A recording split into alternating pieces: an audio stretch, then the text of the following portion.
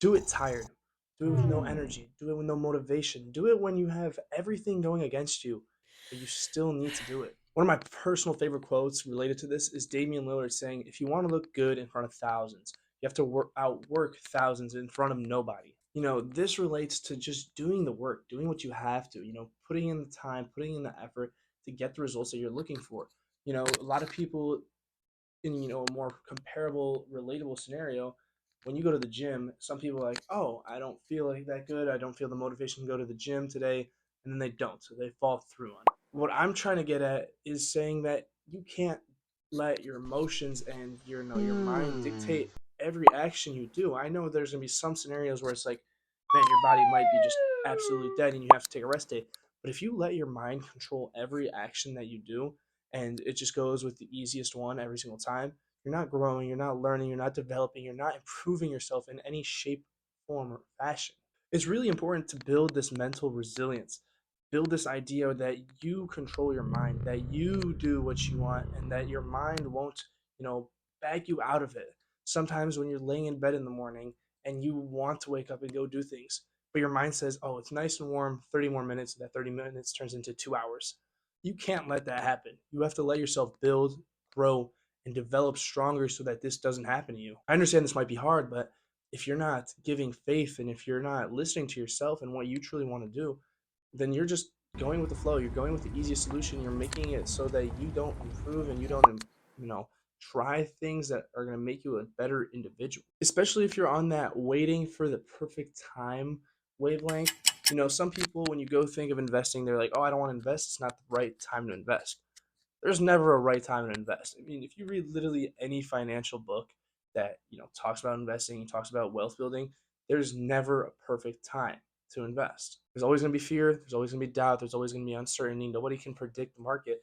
You just have to jump in, figure out, do the best you can, and go from there. Now, I know you might be saying, "Oh, the perfect times in a depression where everything's cheap." Yeah, but how do you invest into something that you just watched plummet 20 to 30% and say, "Oh, let me do it." Fear factor is a real thing. So there's no perfect time. You just have to, follow your intuition and do what you think is the best and most optimal option. I love quoting good quotes, and I keep a list of quotes that I've heard and I personally enjoy and think are very meaningful. And one of them that I think of is, "When it feels scary to jump, that's when you jump." There is no time to wait. If you keep waiting, the opportunity passes you by. And the chance of another great opportunity coming is minimal. You have to take every opportunity that you get and you have to execute on it, build it. I was watching this Mark Cuban video and he was talking about you can try 1,000 different things to, achieve whatever it is, financial success, whatever you might want to achieve.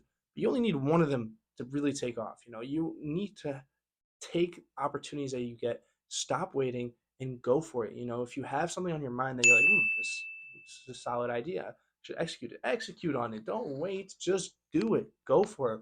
What's the point in waiting? It's just giving another person more time and opportunity to take advantage of that opportunity.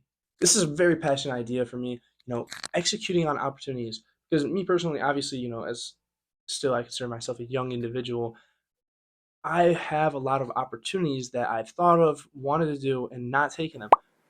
On the other hand, I've taken opportunities and I've gone with them and I've reaped the benefits of them. And sometimes I look back at opportunities that I thought about taking and wonder what could have happened. Why didn't I take them? But you can't dwell on that. You just have to look on to the next opportunity. Make sure that you're working towards it and get that opportunity to, be something that you can work and focus on completely. We have such a small time on this planet Earth. When you think about the history of Earth, millions of years. And if you think about your, let's say, 100 year, that's pretty long, 100-year lifespan of that. I mean, that's just a fraction, the tiniest fraction of time. And if you take out school, if you take out the age, when you're like retired and you're like too old to do anything, it reduces to, let's say, like 50 years max. You have such a small time frame to take action, make things happen, and execute, that you have no time to waste. You really need to get to work, start doing things, make it happen.